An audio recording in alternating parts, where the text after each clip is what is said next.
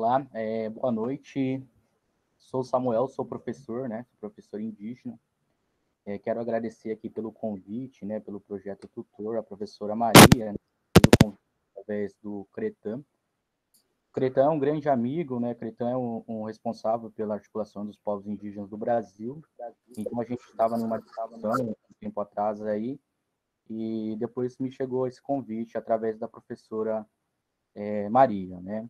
Quero agradecer o Lucas também, né, pelo convite, pela assessoria, que a gente sabe que nesse momento, né, de pandemia, é o único meio que a gente tem, a internet, né, e muitas das vezes a internet ela chega dentro da comunidade com uma potência muito fraca, né?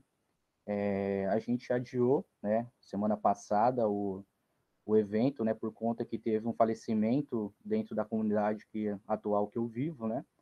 E então a gente teve que remarcar.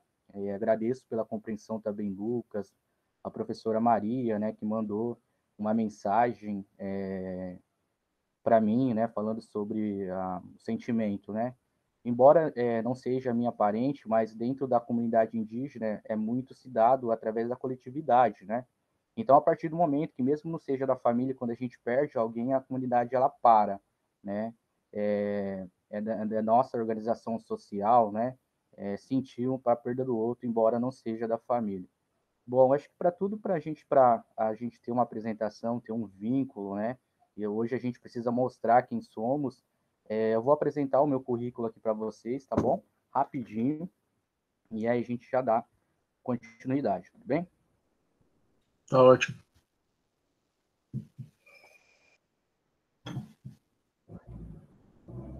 Bom, pessoal, dentro da nossa comunidade, tá bom? Como eu disse, se dá muito coletivo. Às vezes vocês vão ver cachorro latindo, galo cantando, enfim, morador falando alto, tá? Porque as casas são bem próximas. Então, para tudo se dar uma visibilidade, né, enquanto pessoa, enquanto indígena, né, no século XXI, nós temos que apresentar primeiramente quem nós somos, né? Eu sou Samuel, sou formado em geografia, eu sou qualificado em história, mas eu também já estou finalizando a minha licenciatura em História, tá bom? Sou pós-graduado, né, em docência no ensino superior, só faltou o superior ali, né? Sou pós-graduado em psicopedagogia, sou pós-graduado em educação infantil, sou pós-graduado em AD e tecnologia, e aliás, eu estou me pós-graduando também em metodologia ativas e a tecnologia na educação. Sou professor da educação básica e de pré-vestibular, né? Participei ontem, foi a minha primeira aula, né? Em um pré-vestibular e através da escola onde eu leciono, né? Também sou autor nos livros de gramática Guarani Inhandeva, pela Unicamp, né? E o mito de origem Guarani Inhandeva. Também fiz parte, né, da exposição, concepção da exposição Resistência Já, o Fortalecimento e União das Culturas, né? Caingangue, Guarani Inhandeva e Terena, né? Pela USP. E também sou colaborador de assessoria da comunicação da Arpinsul e a PIB, né? E atualmente eu sou coordenador de comunicação da Arpin Sudeste, né, que é a minha região.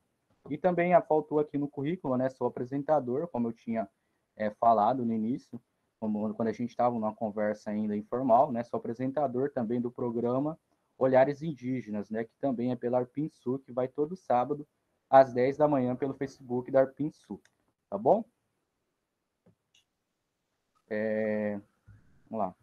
Show, show, Samuel. Obrigado pela apresentação. Tenho certeza que todo mundo vai ter interesse de conhecer melhor seu trabalho. Se você puder passar alguns links, como você já passou, para o pessoal que chegou agora pelo chat, vai ser muito bom, mas não precisa ser agora, pode ser mais para o final.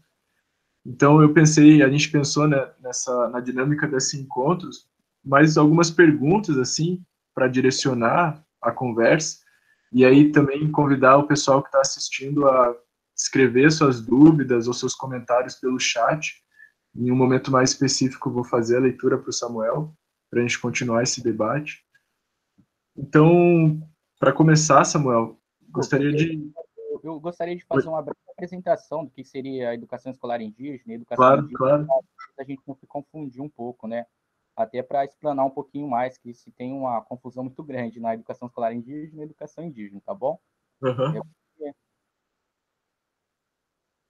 é coisa rápida, de uns 10 minutinhos só. Tudo bem. Tudo bem?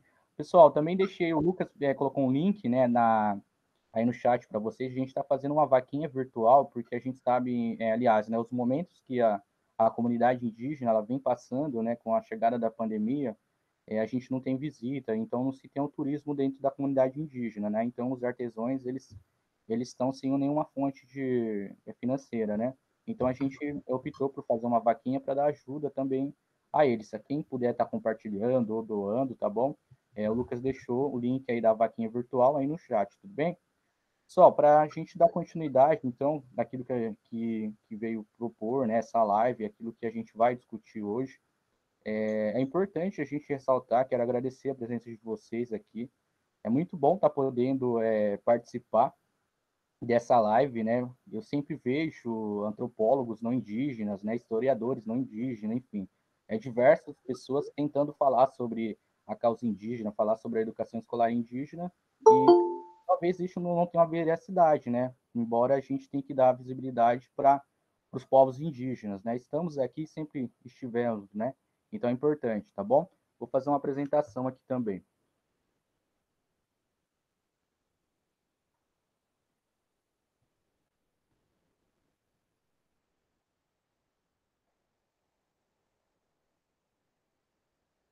Bom, né? Vocês estão vendo uma imagem, e isso reflete muito o ser indígena, né, que seria a educação escolar indígena. Se divide essa imagem entre o caráter, né, seja ele de cunho caracterial de indígena, e também em outro momento ela não está caracterizada como indígena, né? Eu vou falar um pouquinho mais sobre isso um pouquinho mais para frente, tá bom? Mas essa é somente mesmo para a gente entrar no tema, entrar nesse mundo que é a educação escolar indígena, tá bom? Então, acho que a maioria de vocês sabem, né, que a gente não tinha o reconhecimento como povos étnicos no Brasil até antes da Constituição, né, de 88. Então, a partir da Constituição de 88, se vem o reconhecimento, né, reconhecimento como pessoas que aqui sempre estiveram. E depois disso, né, com brigas de liderança, lideranças fazendo movimento, se tem a discussão dos grupos étnicos, né, que a gente tem ainda no sentido pejorativo, né, de chamar de índio, indígena, e a gente sabe que hoje somos mais de 305 povos no Brasil, com línguas e culturas diferentes, né? Então, se tem um reconhecimento a partir da Constituição de 88. E aqui eu trago um breve histórico, né, que seria da educação escolar indígena, né? Então, como que se forma? A gente tinha na lei, né, dada na Constituição Federal de 88, mas a gente não tinha uma educação realmente que formasse nossos indígenas, né? Então, as lideranças do Estado de São Paulo, isso eu estou falando, é bom enfatizar, tá? Eu estou falando sobre a educação escolar indígena do Estado de São Paulo, o Paraná, eles têm também embora seja a mesma Constituição, mas dentro dos planos eles se dão diferente uma da outra, tá bom? Então, citar o movimento das lideranças indígenas, né, indo até, fazendo o movimento, indo até as DE, né? Então, aí depois disso, eles começam, poxa, né, a gente poderia ter uma educação voltada aos povos indígenas. E aí sai a legislação específica, né, pelo Ministério da Educação. Então, foi a partir dos movimentos das lideranças. E aí se forma a escola indígena. E só que aí, né, a gente tinha um outro problema, que os professores eram não indígenas, né? De que maneira professor não indígena está dando aula dentro da escola indígena, né? E aí a gente começa uma perca de identidade, né? Porque eles começam a voltar aos moldes, né? Do século XVII, enfim, de voltar, de realmente formar apenas para ser uma pessoa conteudista, né? E a educação escolar indígena ela não é somente isso, né? Não é só formar para passar no vestibular, ou enfim. A gente tem todo um contexto histórico, né? Então, e aí, enfim, se tem, né, esses professores não indígenas, e aí começa o movimento novamente, né, das lideranças indígenas para poder colocar professores indígenas. O que se tinha, né? Era somente professores não indígenas, mas tinha professores indígenas que somente davam aula de cultura, né, se era cultura étnica. Mas tinha os outros professores de outras disciplinas eram professores não indígenas, né? E a gente sabe que hoje, falando sobre essa multiculturalidade no Brasil e também refazendo, né, esses is dentro da educação, a gente necessitava de professores indígenas, né? Porque não é somente formar o aluno para passar no vestibular, a gente está formando alunos para ser lideranças indígenas, né? Para ter uma construção de uma identidade cultural. Então a gente estava perdendo com esses professores não indígenas, né? Não se tinha essa discussão. Era somente eles vinham para cumprir os horários deles e eles saíam e iam embora, né? E aí veio novamente, né? Isso eu quero enfatizar que foi um movimento das lideranças indígenas, tá bom? Cacique, pajé, chefes de postos, né? E junto com parceiros, né? Não indígenas também. E aí se teve uma discussão, poxa, né? A gente não vamos continuar com esses professores não indígenas, porque a gente estava perdendo a identidade, né? Era perca, é, era realmente aquilo que, né, o cristianismo queria fazer, né? Então, se tinha essa perca da identidade com a escola e com os professores não indígenas. Então, se tinha a estrutura, né, do prédio, mas tinha professores que eram não indígenas, então se perdia, né? Tinha uma perda de identidade, porque, infelizmente, né, os povos não indígenas, eles têm uma simplesmente formação só de conteudista, né? Para nós, é muito mais o aluno indígena, ele é muito mais do que só apenas formar ele para conteúdo. Então, se tem a discussão, né, que é a formação superior dos professores, a gente não tinha a formação dos professores superiores, né? Foi uma conquista também, através dos lideranças, né, do movimento indígena, que se forma, inicia, né, em 2005, inicia a formação dos professores pela USP, né? É um curso intercultural que formava eles rapidamente para estar podendo assumir essas salas, né? A professora Maria falou sobre a multisseriação, né? Que as salas realmente são multisseriadas, primeiro, segundo, terceiro, quarto, porque geralmente são poucos alunos, né, que se tem dentro da comunidade. Então começa esse movimento de formação superior com os professores indígenas, né? Através da USP em 2005. E aí vem um movimento novamente de mudança, né? Porque a gente estava atrás de mudança, aliás, sempre estivemos atrás de mudança, porque sempre era o não indígena falando por nós, né? Então se tem a atuação dos professores indígenas na educação. E aí tem o protagonismo do professor indígena. A partir do momento que o professor indígena ele tem a formação superior e ele faz a adequação para aquela realidade dentro da escola indígena, a gente se tem formação de jovens líderes, jovens lideranças, né? Porque o que acontece muito com a maioria das vezes quando se tem essa atuação dos professores não indígenas? O incentivo é para se formar num curso superior ou num curso técnico e depois abandonar, ir para fora, né? Mas se tem, claro que, né, tem indígenas também que faz atuação fora de escolas, mas está sempre levando, né, essa relação do povo indígena, desconstruindo, né, muito estereotipos que foi construído em cima do povo indígena. Então se tem nesse momento o protagonismo do professor indígena como o formador realmente do pensador, de uma liderança, né, de realmente falar sobre a legislação. Não é somente o conteúdo, né? Eu quero que vou deixar bem claro para vocês, também a formação do líder, né? O líder do século XXI. Então, se tem educação escolar diferenciada, isso é previsto dentro da legislação, é previsto dentro dos planos, né?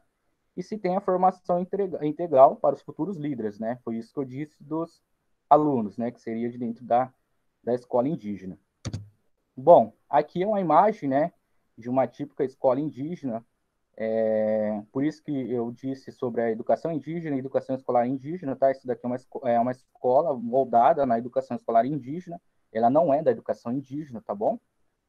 Ela é feita no sentido, eu acho que a Maria ela já deve ter visto, no sentido de uma oca, né? E ela tem um desenho por dentro, ela é toda personalizada, né? São poucas salas, são 2, 3 salas, uma cozinha, um pátio, né? A sala da vice-direção. E essa escola aqui, essa foto que eu estou mostrando para vocês, é da antiga aldeia que eu morava, tá? Eu venho da região de Bauru. É dentro da etnia Tupi-Guarani e Guarani-Niandela, tá bom? Então, uma escola.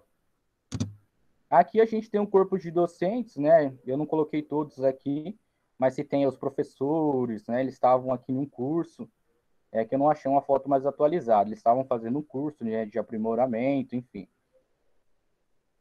Então, se tem o corpo docente. aqui a gente tem as ações pedagógicas, né? Que eu disse que tinha que ser diferente, não tinha como ser os moldes do branco, né? Ele tinha que ser diferente. Então aqui a gente tem um professor exclusivamente de cultura e ele está dando uma aula, né, dentro de um centro cultural, que é da onde que eu venho também. Ele está dando uma aula dentro do centro cultural e com as crianças, né? Ali eles só estão comunicando na língua indígena, né? Eles só estão falando, então a partir desse momento, eles não falam mais português. O porquê? Porque quando chegou o professor não indígena dentro da comunidade, ele não sabia, a primeira coisa que ele não sabia falar, né? É a língua indígena. Então, só ia se comunicar através do português. Então, isso era um dos maiores problemas, a perca, né, da identidade. Então, a partir do momento que entra o professor indígena, ele já começa realmente a retomar tudo aquilo que poderia estar perdendo, né? Então, se tem aqui alunos junto com professores, como eu disse, na comunidade é muito coletivo, né? Se vocês observarem lá atrás, tem uma senhora, né? É uma anciã da comunidade, ela também está sempre ali para o apoio, né? Está podendo falar mais sobre o tradicional, né?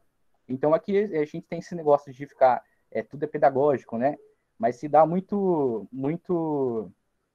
na comunidade se dá muito fácil isso, essas ações, né? A partir do momento que você tá levando um velhinho para casa dele, a partir do momento que você está falando na língua, a partir do momento que você está falando sobre um movimento indígena, então isso se dá na coletividade. E aqui a gente tinha um problema, né? Mas como que a gente vai a gente estava pensando de como maneira a gente ia registrar isso, né? De que maneira, porque não pode ser só oral, o oral se perde, né? Então a gente tinha que escrever algo. E aí que nasce, né, que eu sou autor, as lições de gramática Guarani-Nhandeva.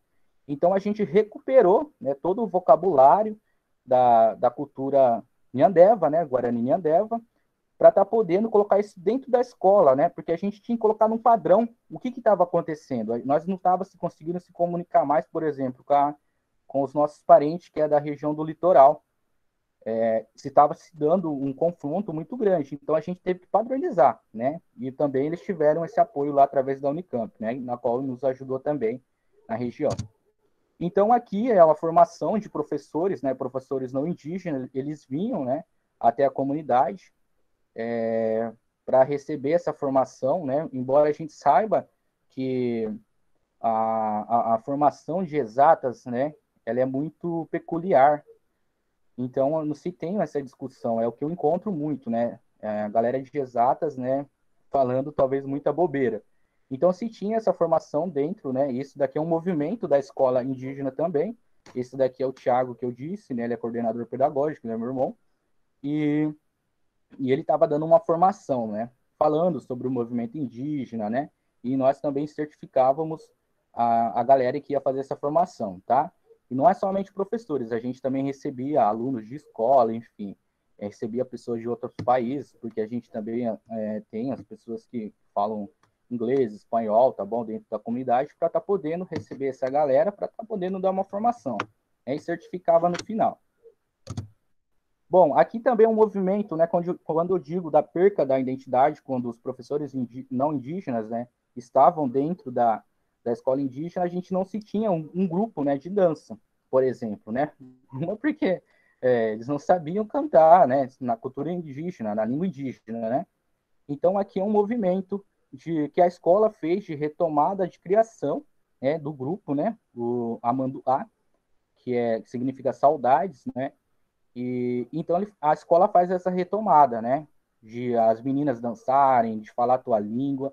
Então tudo se volta à educação escolar indígena, né? Tudo se volta para dentro da escola, né? O que se dava dentro da comunidade estava se perdendo. Então a educação escolar indígena ela vem para fortalecer, ela vem realmente para tentar desconstruir aquela culturação que vem de fora, né?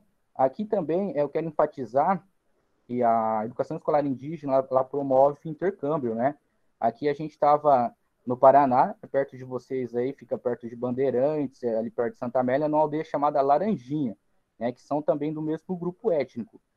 Mas o interesse não é somente ir lá para a gente fazer a dança ou apresentar. O interesse também era de casar jovens, né? Porque a gente sabe que dentro da comunidade tem muito jovem é indígena casando com não indígena, e isso faz uma perca muito grande para nós. Então, o interesse é muito mais do que somente ir lá para dançar ou apresentar, tá bom?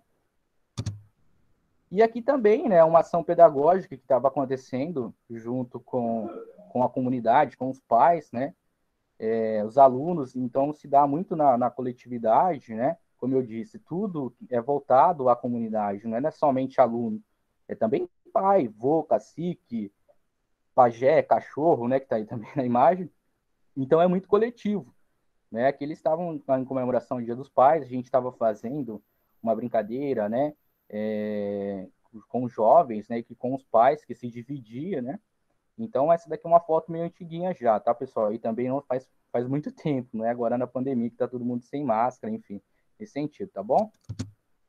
Aqui é o grupo, né? Como eu disse, aqui a gente tem professores também que estão aqui no grupo. Então, a partir do momento que tem a escola indígena, todo mundo está dançando, né? Se tem os professores indígenas, todo mundo está dançando. Uma porque é uma questão de identidade, né, de construção. A partir do momento que o professor ele entra dentro da educação escolar indígena, né? E ele é indígena, ele já sente esse orgulho automático de estar apresentando, dançando sobre a sua cultura. Esse grupo aqui, né? Novamente a gente estava na aldeia que eu acabei de citar, né, que fica no Paraná, próximo de vocês, aliás, no estado de vocês, né, aldeia Laranjinha. E aqui a gente estava também numa semana cultural, né, uma semana que eles promovem também esses encontros, né. É uma aldeia que promove esses encontros para estar podendo fortalecer também a identidade cultural dentro da sua comunidade, né. Se tem também uma discussão sobre o casamento com não indígena, né, isso desfavorece bastante dentro das aldeias. Então aqui a gente tem novamente o grupo, né, de dança, e a gente estava em contato com pessoas, né, com o nosso grupo étnico, os nossos parentes lá, tá bom? E aqui eu deixo uma frase, né, embora a gente saiba que a gente passa num momento bastante obscuro, né, em relação ao desgoverno, né, em relação a ter um chefe de Estado, e o discurso é contra nós, né? Eu costumo sempre levar uma frase, né, embora eu não esteja mais na educação escolar indígena, né, eu dou aula fora da comunidade, mas eu faço parte, né, dessas articulações, Arpim Sul, Arpim Sudeste, APIB, enfim. A gente está sempre envolvido aí nessas discussões. Então, a partir do momento, né, que esse desgoverno ele não deixa a gente sonhar, a gente também não deixa ele dormir, né? Então essa frase, ela tem muito a ver com o ser indígena, o ser Guarani-Nhambeva, né? A sabedoria de nossos ancestrais nos une e nos fortalece. Galera, até aqui a gente abre para discussão. Lucas? Parabéns, Samuel, parabéns. A tua exposição foi bem clara, bem didática, você é um ótimo professor. Nessa relação entre a sociedade e a natureza, nós nos afastamos demais da natureza e da nossa natureza humana, não é? E quem sabe você possa nos ajudar a perceber isso, né? Como que as coisas são realmente integradas, né? E talvez na nossa cultura, ninguém mais, a não ser nossos ancestrais, podem nos dizer como as coisas são em si. Eu gostei muito disso, dessa tua frase, né? E achei a brincadeira assim, não vamos deixar ele dormir, já me lembrei dos líderes, né? Hoje temos muitos líderes, o Cretan é um grande líder, né? E precisamos de grandes líderes, né? De uma juventude realmente ativa, que fortaleça, né? A Federal de Santa Catarina formou uma primeira turma de médicos, né?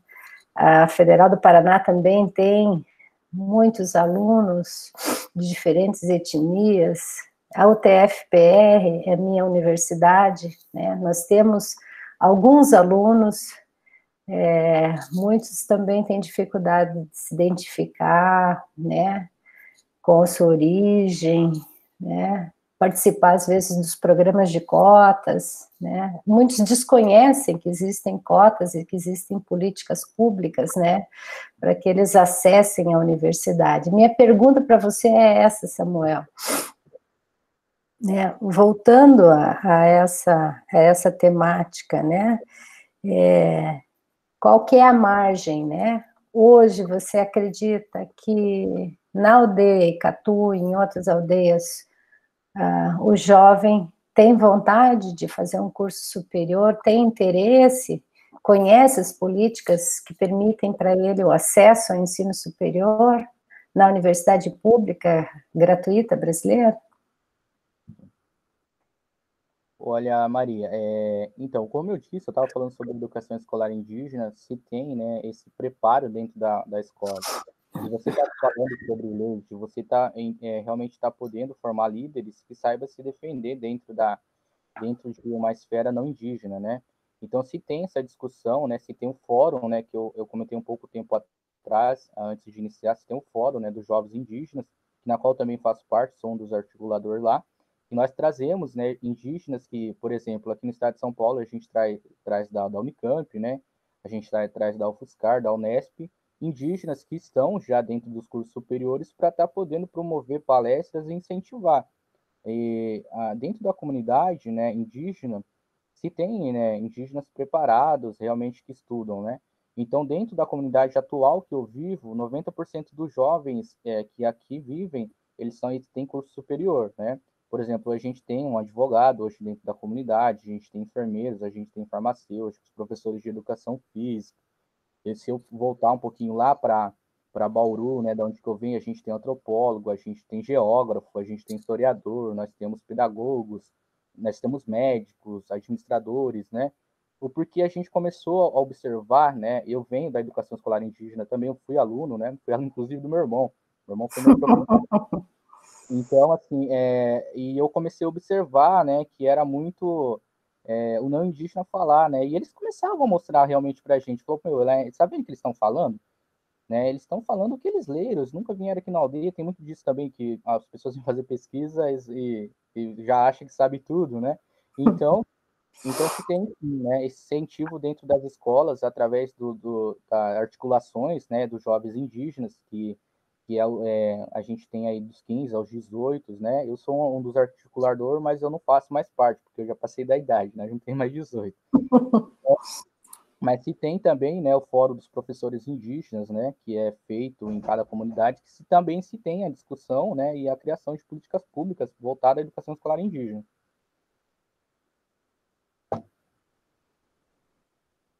É isso. Massa, massa, Samuel. Vou seguir então um pouco com algumas questões, convidar novamente o pessoal a colocar no chat qualquer dúvida para contribuir nessa discussão. E então, sem querer repetir o que você falou, né, o quanto é histórico essa tentativa, na verdade, esse fazer desapropriação da cultura indígena pelo homem branco, pela cultura hegemônica ocidental. Como você vê hoje, então, a presença desse modelo de ensino, como você disse, conteudista e que busca a catequização, né, do povo indígena dentro das comunidades? E aí, complementando isso, como você vê isso nesse momento específico, pandêmico, né? Tanto do ponto de vista do aluno, como dos professores indígenas? Sim. Olha, a partir do momento que, né, essa catequização ela entra dentro das comunidades, e eu não falo somente dessa questão de igreja, mas eu falo de todas, né, seja ela evangélica, ela acaba com a cultura indígena, isso daí é óbvio, né? Então, se tem esse modelo, né, do século XVII, que realmente a gente vai lá, enfim, para a formação de conteudista, isso é histórico, né?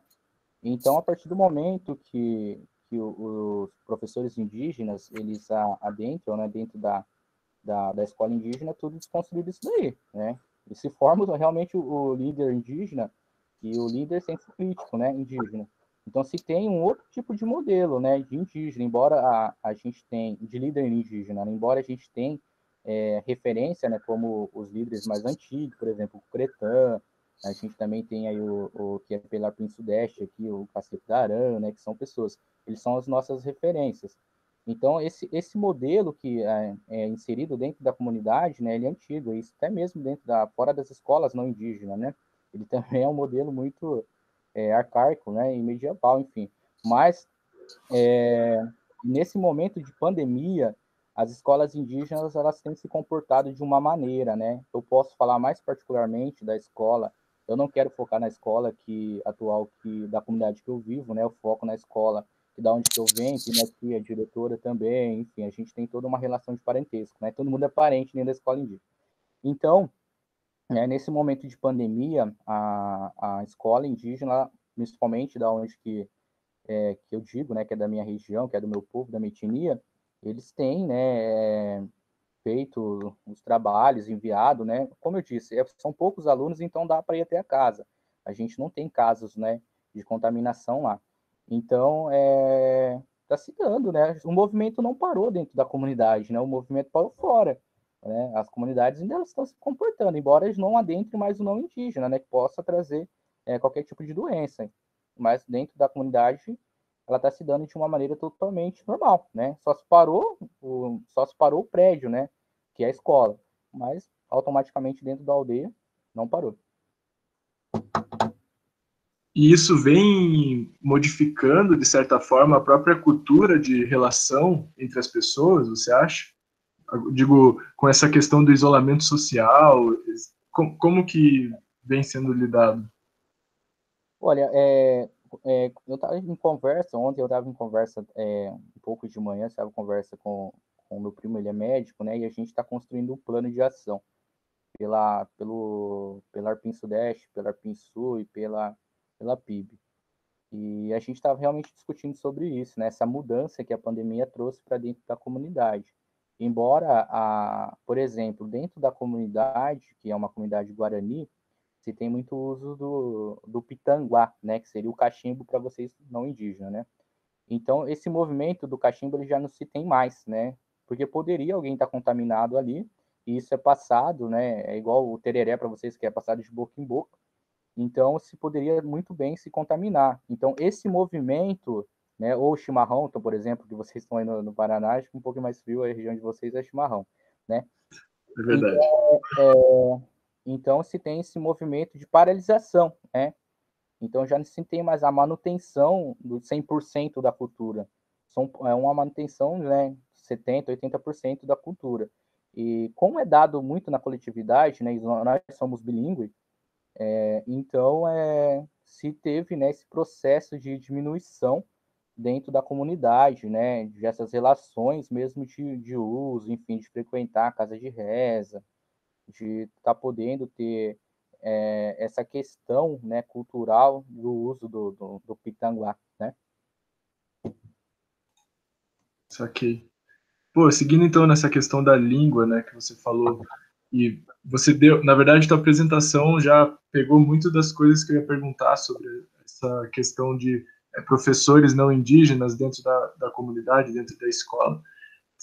Hoje você visualiza alguma, algum grau de dificuldade de comunicação entre professor e aluno dentro da escola?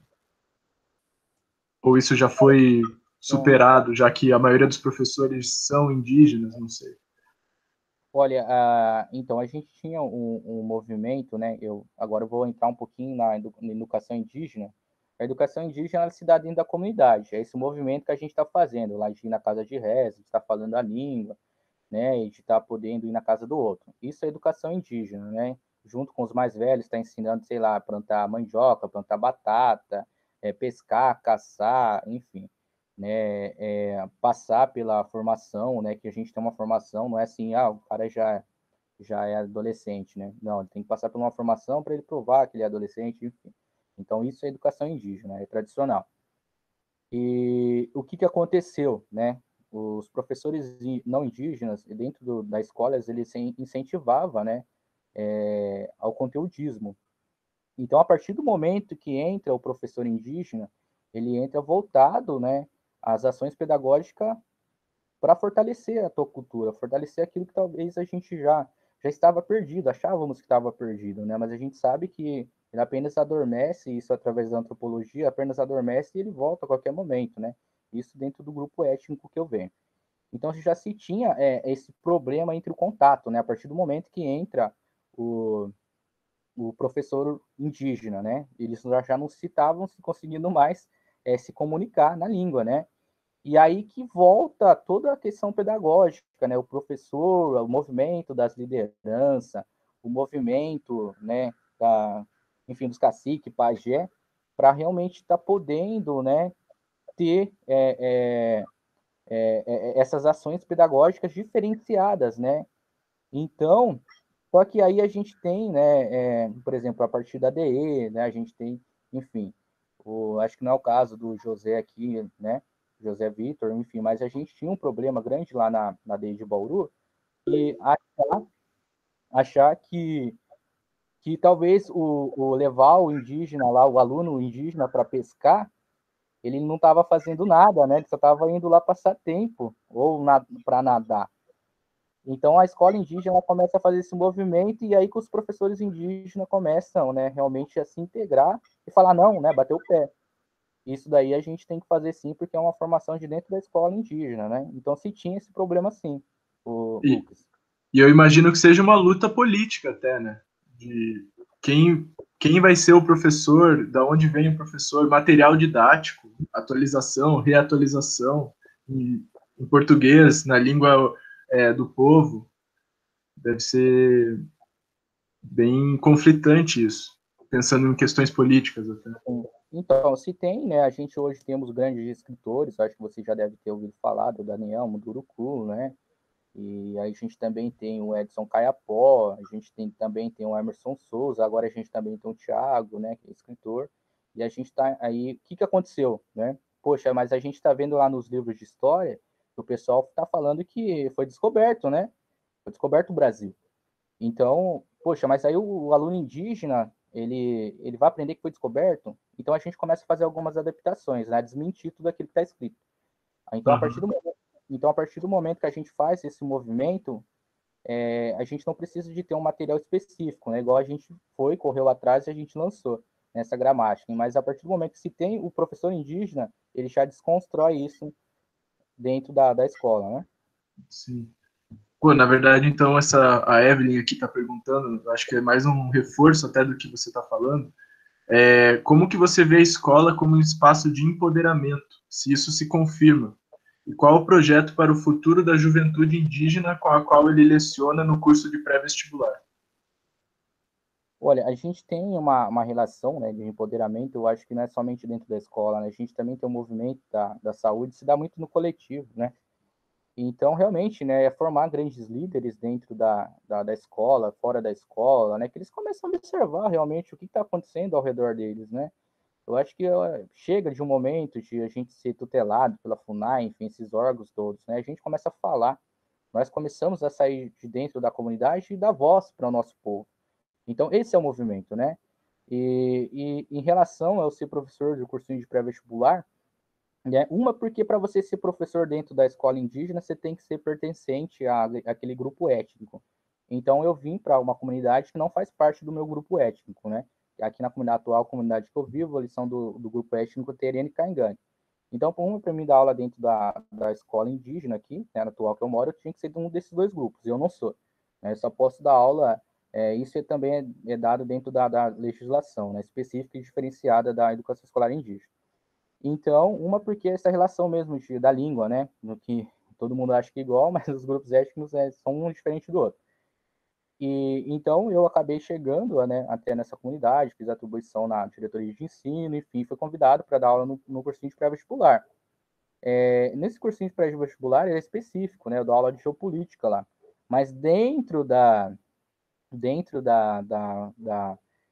sala de aula, né? A partir do momento que eu entro dentro da sala de aula, fecho a porta, o professor sou eu. Então a gente desconstrói muita coisa, né? A partir do momento que o aluno ele soube que eu era um indígena, né? Pô, professor, mas né, tu não anda pelado, né? E nós começamos a desconstruir tudo isso, né? Interessante, obrigado. Obrigado.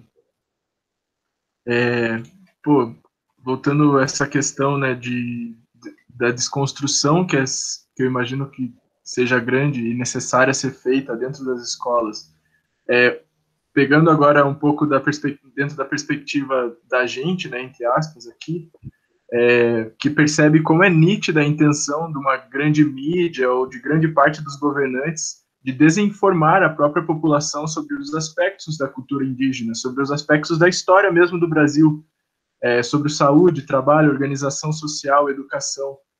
E tendo hoje, assim, que a gente tem um certo aumento de acesso à informação, ele está mais facilitado, digamos assim, que tipo de fonte ou ações você recomenda para as pessoas, para aquelas que querem se informar melhor, ou ter um melhor e maior contato com a realidade dos povos indígenas? Olha, a gente tem, como eu disse, a gente tem as articulações, né, dos povos indígenas no Brasil, e também temos algumas organizações que formadas somente por indígenas, né, somente pelos grupos étnicos. Então, recomendaria a PIB, né, recomendaria a PIN Sudeste, que também faz esse trabalho de construção. As formações, né, que eu acredito que no estado de São Paulo, o CRETAM, né, a gente tem um projeto aí também para formar professores, né, não indígenas, nós dois juntos, né, com outros professores, com outras lideranças. Então, ir até a comunidade indígena, né, conversar com o professor indígena para saber como que se dá essas relações dentro da comunidade, né, como que se é a cultura, para poder realmente estar desconstruindo, né? Embora a gente saiba que os livros de história eles vão contar que aqui foi descoberto, né, e não tinha ninguém aqui, a gente desconstrói tudo isso, né? Porque eu venho do grupo, né, Tupi-Guarani, e foi um dos primeiros grupos a ter o impacto direto, né, com a chegada dos portugueses. Foi na costa do litoral, né? Então, assim, é um dos povos que o grupo étnico que vem diminuindo mais dentro do tronco Guarani, né? Então, é importante essas discussões, né? Também cito aqui o Edson Carapó, o Emerson Souza, o Daniel mesmo, realmente eles vêm fazendo toda essa desconstrução, né? Do senso comum. Sim, é algo que está no noticiário, né? Está todo dia sendo colocado, na verdade. É um grande poder de desinformação mesmo que é feito. E se as pessoas, se a gente mesmo não for atrás dessa informação, desse contato mais próximo, a gente nunca vai saber, né? Vai ficar sempre no achismo, que na verdade tem uma intenção, né, por trás. Teria Sim, uma fala do Krenak bem interessante, dizendo, né, que o povo dele e o nosso povo tá numa guerra constante, uma guerra física e uma guerra de discurso. E é isso que a sim. gente tem visto, né? Sim, do lado a gente tem, né, a gente tem a educação é uma coisa muito precária, né, dentro acho que do Brasil, aliás, do Brasil, né, então, assim, se tem uma formação muito mal formada, né, em relações às minorias, né, e isso eu não falo só dos povos indígenas, então se Sim. tem de colocar nós como os terroristas, né, a mídia faz muito essa jogada né, de querer manipular, né? A partir do momento que se tem a opinião pública, é facilmente manipulado, né? E terrorizado aquele grupo. E nós tivemos muito nisso, né? Que nós somos invasores de tal terra. Uhum. Mas todo mundo sabe, historicamente, que nós já estávamos aqui. Então não estamos invadindo nada. Só que hoje nós temos que viver dentro de hectares, né? Dentro de uma comunidade que se tem divisas, fronteiras. E para os povos indígenas, a gente não teve fronteira, né? Era citada muito livre, era andando, né? Caçando, fazia uma aldeia aqui, logo depois já estava fazendo outra, né? Então, a partir do momento que tem um discurso e é manipulado pela mídia, né? Se tem o terrorismo contra nós, né? Mas não estamos buscando o terrorismo com ninguém. Historicamente, a gente ficou 100 anos curando os portugueses que aqui chegaram, tudo doente, fedido, né? Isso é história, 100 anos cuidando e curando e cuidando. Chegaram aqui todo fedido, com doença. Ensinamos a tomar banho, né? E que não é da cultura europeia tomar banho, né? Da cultura indígena. Ensinamos a comer batata, a comer milho, né? E nós somos errados, né? Então, assim, tem esse discurso, né?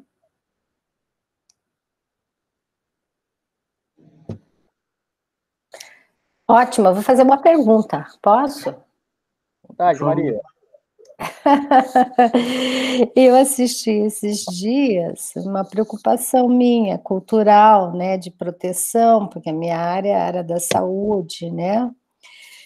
Tem algum mecanismo pelo qual vocês coloquem uma barreira, uma fronteira no acesso às aldeias? Porque a comunidade está muito ameaçada até pelos próprios políticos, né? Eu assisti algumas mulheres de deputados indo numa aldeia para ensinar as meninas a se maquiarem. Eu fiquei pensando, não poderiam ter feito outro tipo de ensino, de aprendizagem, né? Então, a minha questão é essa, né? Como é que a aldeia está se protegendo em relação a essa questão, né? Olha, as comunidades, né, a gente sabe que é tudo voltado muito ao capitalismo, enfim, as coisas chegam muito capitalistas também dentro da comunidade, a gente não pode fugir disso, né? A gente vem sofrendo uma forte culturação, então por isso que é importante a educação escolar indígena dentro da aldeia, senão a gente já estava ferrados, né? Acredito que a comunidade já estava ferrada, já estava toda aculturada, com a cultura do não indígena. Mas existe sim, né? Existe essas demarcações de terra, né? Demarcações entre aspas, e a gente sabe que o nosso território é muito pequeno, mas existe sim políticas, né, internas dentro da comunidade que cuide sim, né? Inclusive aqui na comunidade em que eu vivo, a gente tem uma barreira sanitária, que o cacique está lá, está junto com outras pessoas, eu mesmo ajudo também, ajudo também na barreira, né? Porque a gente não está somente protegendo, somente eu, a gente está protegendo meu filho, protegendo minha esposa, meu sogro, minha sogra, enfim, toda a comunidade. Então se dá muito no coletivo nessa proteção.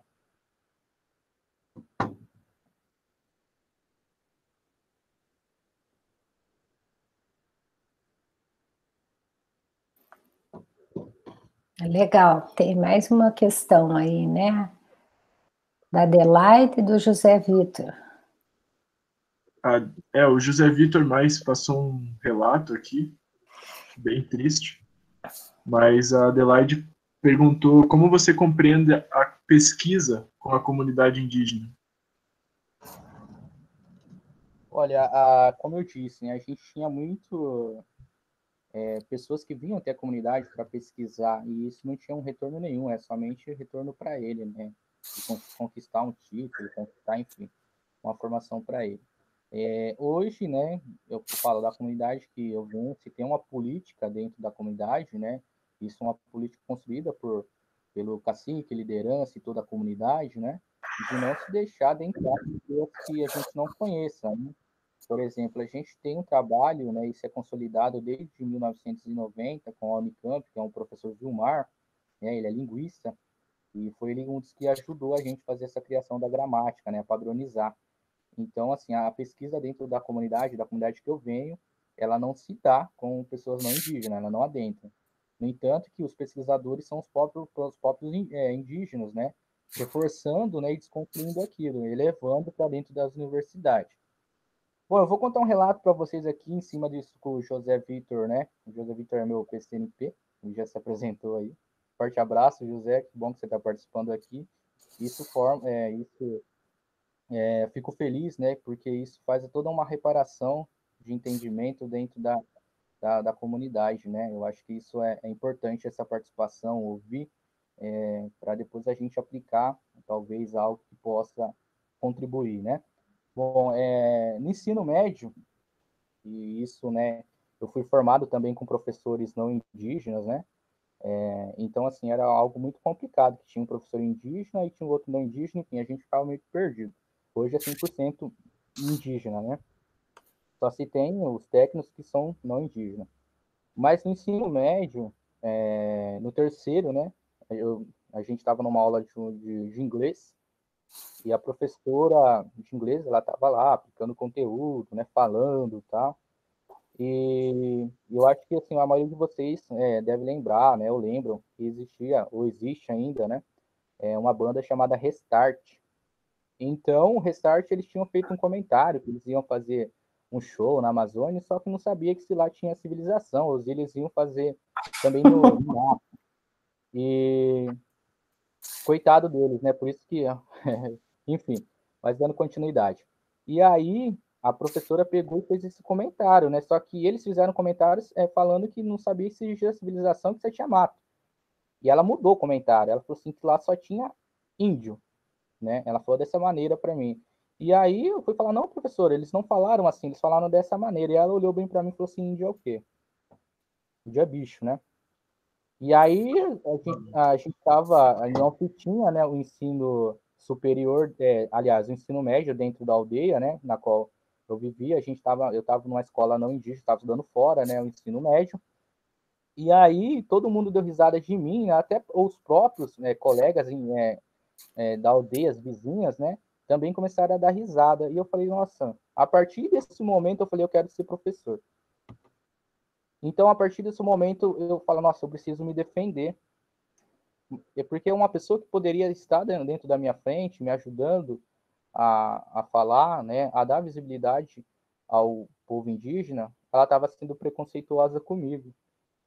E no dia, em uma palestra dentro da Unesp, né, pelo setor de geografia lá, de Bauru, eu encontrei ela novamente, e ela estava assistindo a minha palestra. E novamente ela quis me desafiar, mas eu já estava bem preparado, né? Novamente ela quis falar, né, que o indígena, enfim, eu falei, professora, você lembra de tal, né, quando você falou isso para mim, eu fui bem claro, cara, você lembra que você falou isso para mim lá na escola, quando você dava aula para mim, né? E aí ela entrou, né, falou, mas o indígena né, ele não tá andando mais nu, né, ele não tá mais, sei lá, correndo atrás do outro, enfim, nadando daquela maneira. Mas as coisas, como eu disse, né, os livros pedagógicos dentro da escola eles são muito ruins, né, em relação às minorias, aos povos indígenas.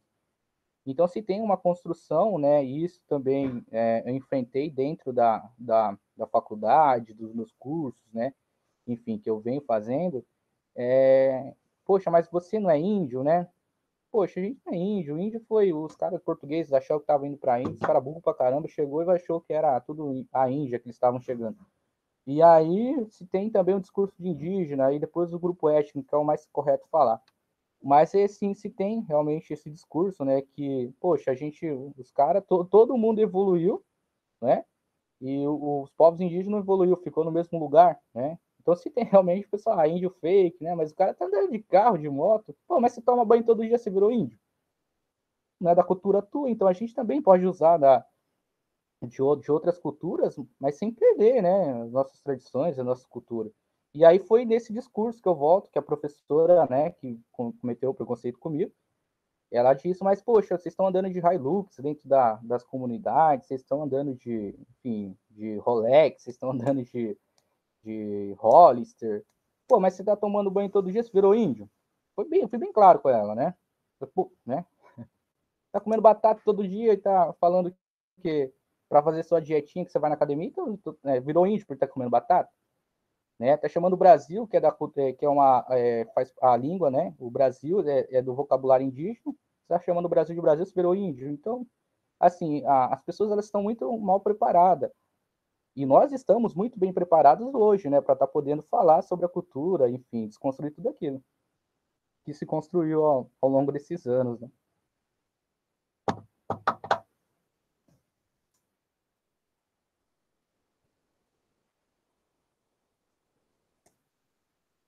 Pô, só agradecer, Samuel, pela, pelas palavras. Acho que é muito fundamental essa comunicação mesmo. Eu não sei como, como vocês veem essas iniciativas de estar tentando trazer para outros públicos esses novos conhecimentos, ou melhor, essa desconstrução, né, como você está falando, de estar aparecendo numa live como essa ou em outras possibilidades de outros lugares. Hoje, nesse momento pandêmico, tem como você fazer uma live lá no Nordeste, como tem como fazer aqui no Sul. Como você tem enxergado isso? Ou sua comunidade tem enxergado isso? Olha, aliás, eu acho que depois que a pandemia chegou aqui, né, no nosso continente, enfim, eu já fiz, acho que quase umas 15 lives, né, inclusive na semana passada retrasada eu estava pela USP, né, e, E essa desconstrução, esse movimento, né, de realmente levar o conhecimento, senso crítico, né, ele, é como eu disse, né, sempre falaram por nós, né, sempre foi o cara que estava lá na FUNAI, o cara que estava, enfim, né, essas entidades que estavam falando pelos povos indígenas, né. Então, a partir do momento que a gente, assim, você está gravando, né, essa reunião e possivelmente depois você vai passar para a gente então não consegue, talvez a gente não consiga calcular o público que vai assistir isso daqui. Então, a partir do momento que... Pastor João Barbosa. João Barbosa é um indigenista aí, ó. Isso daí é fruto da... Embora ele não seja indígena, ele foi um daí que viu todo esse movimento, né? Através das lideranças aí para ter educação escolar indígena. Mas voltando, muito obrigado, Sr. João Barbosa. Fico feliz de o senhor estar participando, você, o José Vitor, viu? Muito feliz mesmo pelo seu microfone estar desligado. Então, o Lucas, esse movimento de você levar, né, a informação para o não indígena é muito importante. A gente sempre tentou fazer isso, né? Mas a gente sabe que a mídia, ela também coloca como terrorista, né? Então não é importante o indígena estar lá falando. O importante é o deputado, o candidato ao deputado, o cara que vai ser presidente, sei lá, o prefeito, o cara que ganha dinheiro com cosméticos, enfim. Então não era importante isso. Até que chegou, a gente começou a observar, né, que a gente dava para usar esses meios digitais para estar podendo levar a nossa cultura. Aí que surge o programa Olhares Indígenas, na qual eu faço parte, sou apresentador. Então, o programa ele tem esse cunho de levar a real informação e desconstruir muita coisa, né?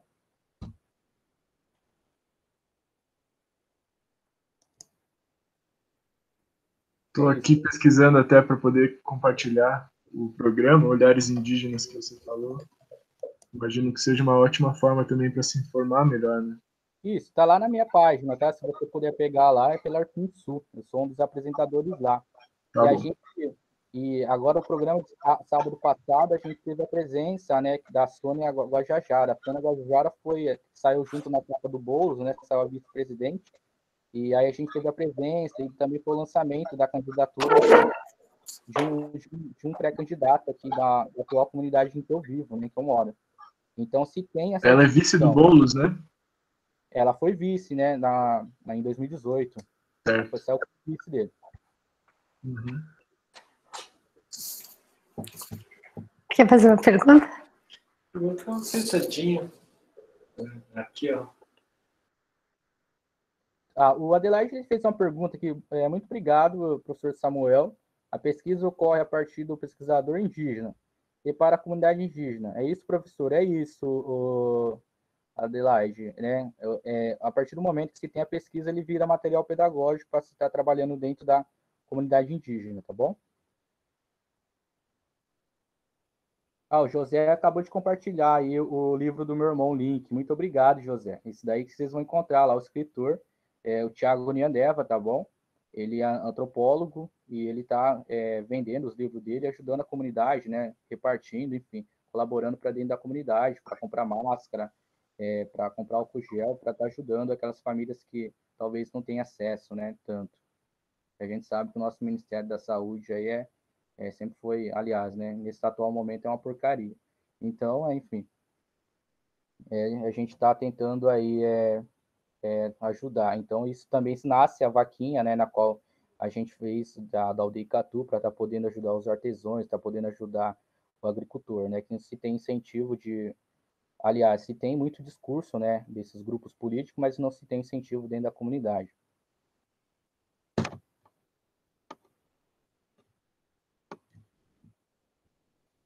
Bom, pessoal, alguém quer fazer mais algum comentário, alguma pergunta? Eu acho que o João Barbosa... João, você está com o microfone desligado. João, faz uma contribuição para nós aí. Microfone desligado. Deixa ele abrir a câmera, Lucas. Ele está com a câmera aberta, é só o microfone que não está. Verdade, agora ativou, né? Aí, agora dá. Lucas, a gente... Muito prazer, João. Seja bem-vindo. Muito Lucas, obrigado. Primeiro, desculpa, viu? Eu estava atendendo duas crianças também, que eu adotei duas crianças da Síria, refugiados, para dar aula para eles, porque ninguém consegue dar, né? E a gente adotou essa família, e aí perdi, mas né, estou aqui de qualquer forma, assino embaixo aí, pelo menos as últimas palavras que eu ouvi do Samuel, né? Eu estou sempre presente na comunidade Catu, acompanhando a educação escolar indígena, junto com o José Vitor Passaparo, e realmente, né, bom, falar de resistência indígena, né, para nós que trabalhamos na causa, é chover no molhado, mas é uma coisa imprescindível, né, para todos os povos da floresta. Hoje, inclusive, a gente poderia dizer, eu mesmo me sinto de luto, porque a Aritana, né, a Aritana, Faleceu. então, para mim, ele, na minha infância inteira, Aritana, Megaron e Raoni, né, animavam a minha vontade, né, de estar com eles, né, embora eu nunca estive no Xingu. E aí eu falo que Deus me agraciou aí com esses parentes aqui do Icatu, e devagarinho a gente foi conhecendo do Havaí, do litoral, né, então os projetos da gente foram se encontrando, e eu me sinto assim muito agraciado de trabalhar pela causa, né, e realmente a saúde indígena está um caos, né, agora o irmão do Samuel escreveu, o Tiago, né? A gente conhece ele também, um grande guerreiro, e escreve as memórias, né? As brincadeiras de criança. Eu acho que é uma grande coisa, né? Cada um de nós deveria escrever as suas memórias, deixar por escrito isso, porque, né? Como acontece nos povos indígenas, né? Cada ancião, cada tiramói, cada, né? Enfim, Cofá e todos os nomes que eles dão, né? Que morre, é uma literatura, é uma história que se perde, né? Uma história humana e de sabedoria, tá? Adoro estar aqui com vocês, pena que eu cheguei no final, né? Mas creio que haverá outras oportunidades e eu espero participar desde o início, viu? Cumprimento o Haverá, Samuel professor. e os Claro. outros professores, enfim, todos vocês que estão ligados aí, conectados, tá bom? Deus abençoe, né? Os indígenas têm muito isso, né? De abençoar, né? Nhanderu, enfim. Nhanderu para meu pé, né? Deus abençoe todos. Que legal. Uma das pessoas que eu tenho grande admiração, né?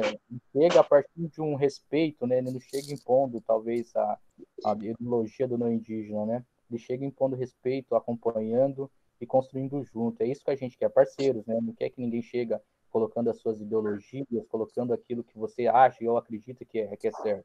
Quero que eles escutem, né? Ô, Lucas, eu acho que também poderia dar oportunidade, a gente tem um jovem estudante aqui do Paraná, eu até mandei o convite para ele, é o Mikael, eu não sei qual universidade ele é, ou da UEL, UEM, enfim. Mikael, se você pudesse contribuir também, ele também acho que é fruto da educação escolar indígena, né? Ele é lá da aldeia do Laranjinha. Se ele pudesse contribuir também. Com todos esses contatos, vai dar para fazer uma série de de vídeos. Eu e a Paula estamos organizando já isso. E eu vou conversar com você depois, então, mais diretamente, assim, para ter esses contatos. Não, vai ser bem interessante. O Mikael, ele está aqui, ele está assistindo a live. Ele está aqui? Ele está aqui. Abre a câmera para ele, Lucas. Abre a câmera para o Mikael. É só ele que consegue abrir mesmo. Eu não consigo abrir para ele. Será que ele está ouvindo? Mikael, quer falar? Pode abrir a câmera, tem microfone.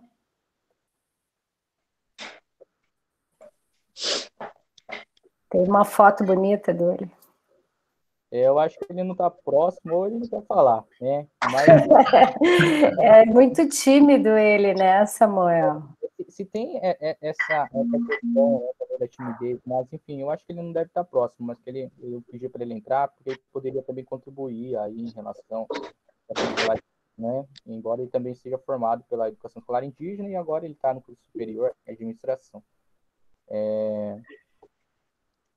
Bom, aqui tem a Adriele, né? Parabéns, professor Samuel, excelentes reflexões. Parabéns, Mária, seus looks para a organização do evento. Professora, aliás, Adriele, muito obrigado. O Mikael tá aí, ó. Aí. Obrigado, Adriele. Ótimo. É que eu tinha acabado, eu estava saindo do banho aqui, escutando, e não deu para mim. Tá ótimo, Micael. Então, você também pode falar como é que está a resistência, a força da comunidade. Então, eu também estudei até a quarta série na aldeia e depois saí estudar para fora. E agora eu estou cursando aqui, era para começar esse ano o curso de Engenharia Civil aqui na UFR, em Curitiba. Mas por conta da pandemia deu uma travada esse ano aí. Samuel, Você tá em Curitiba? desculpe, só para salientar, né? O Samuel disse que estava tomando banho. Micael, né? Desculpa. Um dos grandes conquistas do homem não indígena foi essa história de tomar banho todo dia, né? Que nós aprendemos com os guerreiros indígenas aí, né? Os verdadeiros donos que viviam deliciosamente à beira dos nossos rios e mares, né? Só para a gente contextualizar um pouquinho esse hábito muito saudável que a gente herdou de vocês, viu? Qual é a sua etnia? Guarani Andeva também. Guarani Andeva também, tá. O Micael, por que escolheu engenharia? É um curso que eu sempre tive vontade de fazer, né? Engenharia civil. Isso. Que coragem, parabéns. Obrigado. Porque a maioria que eu tenho visto, não é, Micael, vão muito para a área de humanas, né, de línguas, ou medicina, área da saúde, enfermagem, né?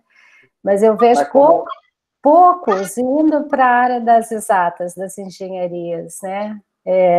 A formação em engenharia é uma formação bastante puxada, né? Mas eu acho legal por que você escolheu isso, né? Como o Samuel disse no começo da live dele ali, que a gente sai, estudar para fora, mas pretende sempre voltar e trabalhar dentro da reserva, né? E eu mesmo tenho vontade de voltar o meu curso para dentro da reserva, levar alguns projetos, algo que possa contribuir com as aldeias. Hoje você está morando em Curitiba, Micael? Sim, estou em Curitiba.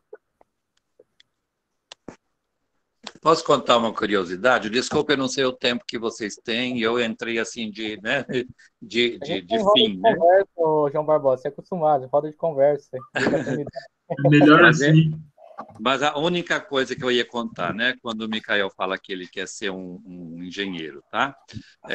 Na escola indígena Icatu, quando foi para desenhar o projeto, né, era então na época de Birigui, tá? E aí a gente montou um projeto que seria assim, a escola seria 2 andares, vamos dizer, em cima seria uma sala de aula e embaixo um grande pátio onde seriam feitas as apresentações. Mesmo porque, para os Terena, a Ema, né, que é uma coisa que eles se inspiram como o sagrado, a Ema mora no céu, né? Então, a nossa ideia era que a escola fosse uma representação, mais ou menos dessa Ema, né? Mas a secretaria não aceitou, né? Ela impôs um estilo de escola circular, que nem é muito prática, né? Depois o Samuel, acho que, não sei se concorda comigo ou discorda, né? Mas não é prático, embora seja interessante, eu gosto desse modelo, né? Mas a gente, na época, quis propor um modelo, uma estrutura diferente para o prédio escolar. E a secretaria barrou a gente, tá? Foi só para ilustrar que eu estou colocando. Isso é uma memória, né? Porque muitos hoje nem sabem no Icatu disso, né? Mas eu, como estou desde dos anos 80 que eu entrei lá, assim como visitante primeiro e hoje 40 anos junto com eles, então a gente tem essa história, tá bom? Só para a gente lembrar um pouquinho, né? Olha, Legal. o Micael, aliás, ele falou sobre engenharia, mas a gente tem os moldes dentro da comunidade que também é ligado à Secretaria Especial, que é a saúde indígena, né? Da onde se tem engenheiro, se tem geógrafo, se tem técnicos, enfim. Também pode ser voltado, né? Que hoje a gente chama de CESAI, tá bom? E tem um engenheiro, tem um geógrafo, tem um antropólogo, enfim, tem a FUNAI também, que, assim, aos poucos, né, estamos também conquistando, né? Passando em concurso, enfim, nesse sentido também. A CESAI em Curitiba teve 2 processos de invasão ano passado, um em 2019 e um em 2018. Meus parentes invadiu aí e fez fazer o movimento. O Mikael estava no movimento aí também, fez lá o... Porque teve um desvio de alimento, de leite. Olha, é assim, se tinha a missão Kaiowá, e é importante falar que era uma missão evangélica, né, que se tem essa questão de tentar cuidar de algo que nunca foi cuidado, enfim, desconstruir, enfim, aplicar nome de teologia, né, enfim, todas as questões que a igreja traz. Tinha tudo aí. Então, eles sempre foram no sentido de aproveitar mesmo do povo indígena, de aproveitar, de pegar o dinheiro, né, e nunca se chegou na base. Então, aí, a partir do momento que se começa esse movimento, através do Cretan, através dos outros líderes aqui da região sudeste, que tem a invasão, né? Poxa, a gente quer saber onde está o dinheiro que está sendo gasto, porque não está chegando remédio aqui na aldeia, né? Ou porque não está tendo atendimento adequado dentro das comunidades, o dinheiro está aí. Então, se tem, né, essa discussão. Então, a educação escolar indígena, ela apodera tudo isso, né? Ela vem realmente para formar toda essa galera para saber realmente o que está acontecendo, né? Porque até o momento era não o indígena que estava falando por nós, ou que estava administrando todo esse movimento. Então, a partir do momento em que o indígena começa a incomodar, se tem a terrorização através da mídia, né? E coloca nós ao avesso, coloca nós como as pessoas erradas. Então, todo esse processo, né? A partir do momento que a gente pega e derruba um coordenador, seja ele da CESAI, né? Ele tem influência política, né? Ele tem influência com a mídia. Então, aí coloca nós contra a sociedade contra nós, né? Porque a partir do momento que se tem a opinião pública, se tem projetos que podem ser votados, né, contra nós. Então, mais ou menos é o que vem acontecendo, né? Nesse cenário atual, nesse cenário desse desgoverno, né? Que há tempo agora, quase 3 semanas atrás, aprovou também a PEC que não era para dar os leitos, né? Para os povos indígenas, remédios, enfim. É um cara totalmente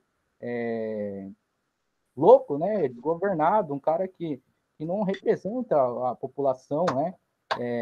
Indígena do Brasil, né?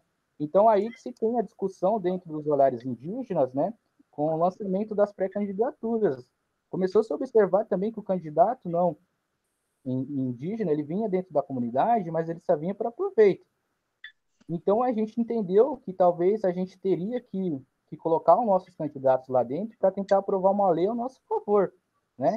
Então, é a partir do momento que a gente começa esse movimento, né? Na comunidade que eu venho, de Bauru, a gente tem nossos candidatos lá também, né? Embora se tenha ainda esses problemas, né, de aceitação, mas aos poucos a gente está caminhando, né? Na aldeia do Mikael, que ele vem do Laranjinha, eles tinham, né, um vereador lá também, que foi eleito, né? E, enfim, e eu fiquei muito feliz, agora como apresentador, né, do programa Olhares Indígenas, que vai todo sábado, às 10 da manhã, pela Pinsul, quando a gente teve a presença da Soninha e a gente também teve presença de 3 parentes, né? Um que estava vindo como pré-candidato a prefeito, o outro que estava vindo como vereador e também o outro daqui da comunidade indígena, como o candidato pré-vereador. Então, eu comecei a observar as falas deles, né? Eles estão muito bem preparados para o atual momento, né? Para se defender, para saber quais são as obrigações, quais são os deveres de um representante público, né? Dentro de uma Câmara. Então, a educação escolar indígena ela faz isso, né?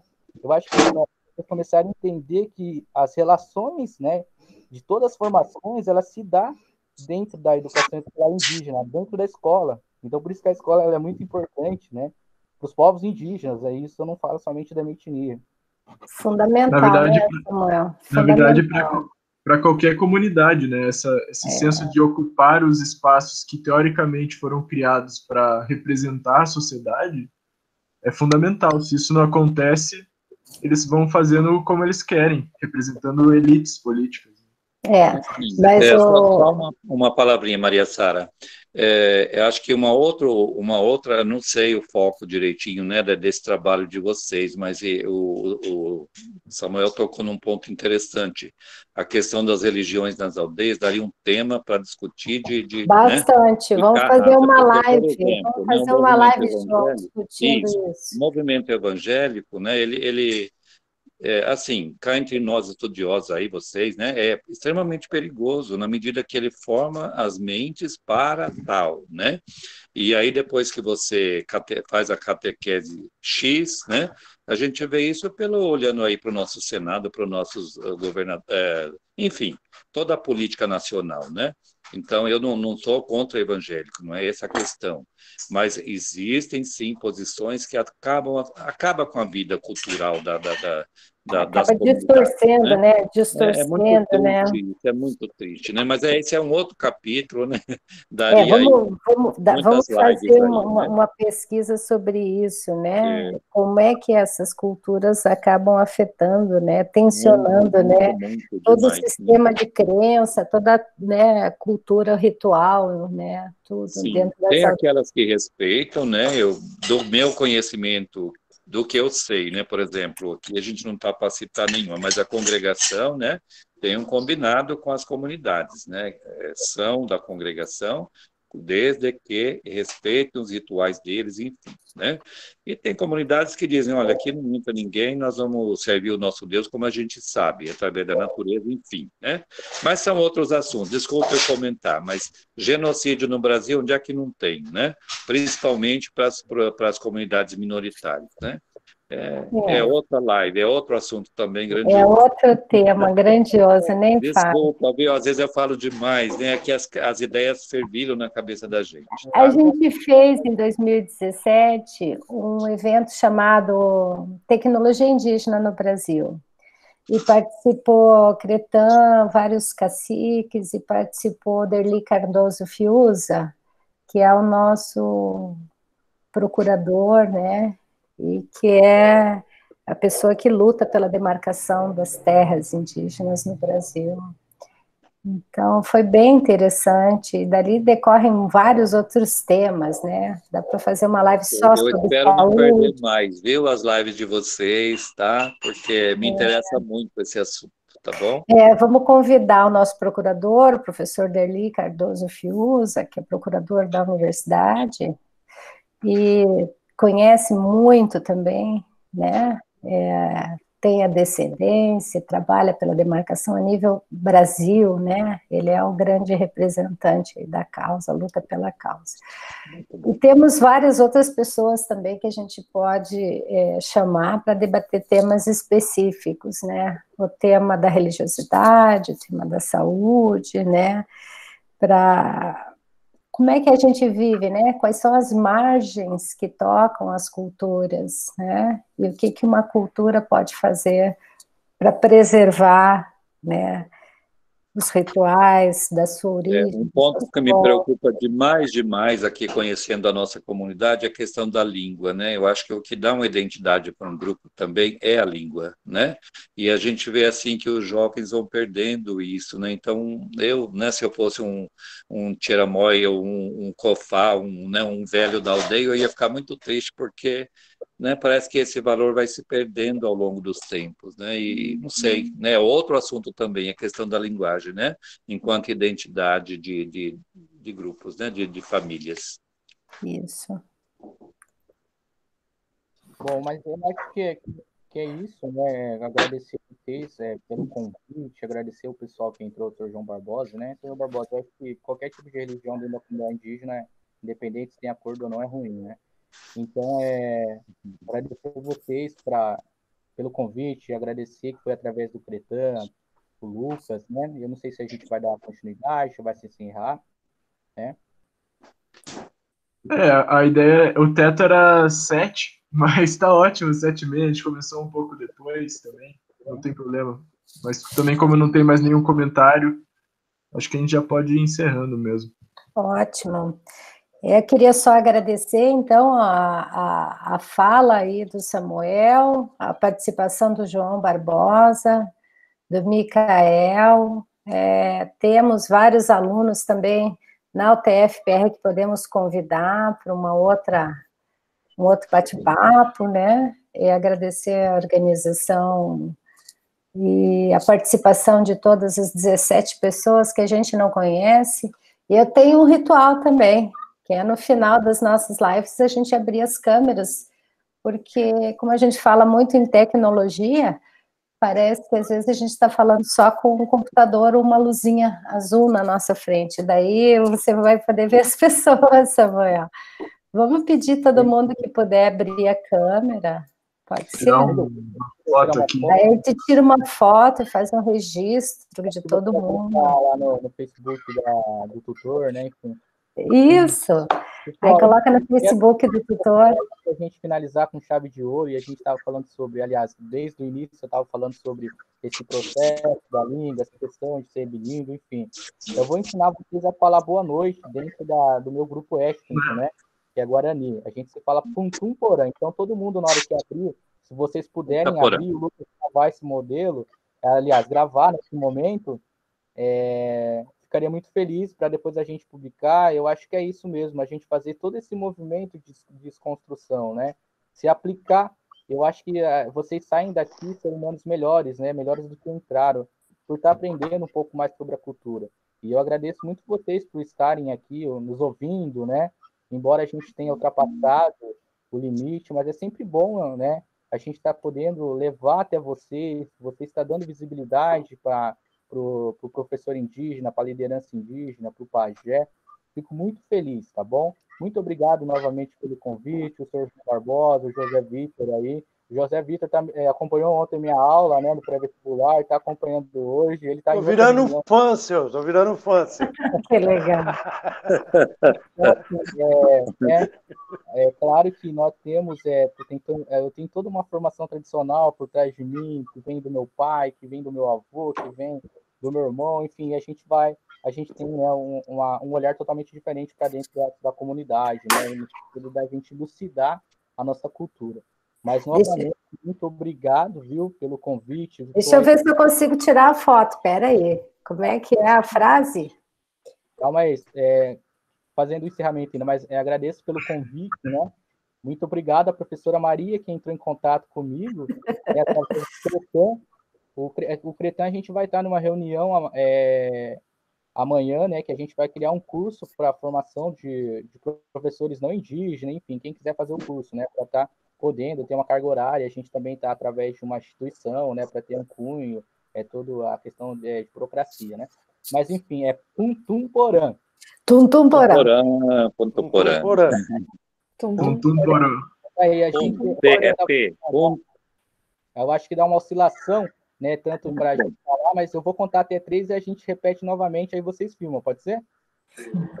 Tá tudo gravado. E a gente tem uma relação assim, ó. Eu vou ensinar vocês a contar até 3 dentro da língua Guarani, tudo bom? Então, ó, Peteinha é 1, Peteinha. Monconha é 2, Monconha. Emboapu é 3. Tá. É difícil. Vamos fazer um curso de linguagem primeiro. Vamos lá? Vamos lá. Falar em Emboapu vai ter o 3, aí vocês falam Puntum Porã, tudo bem?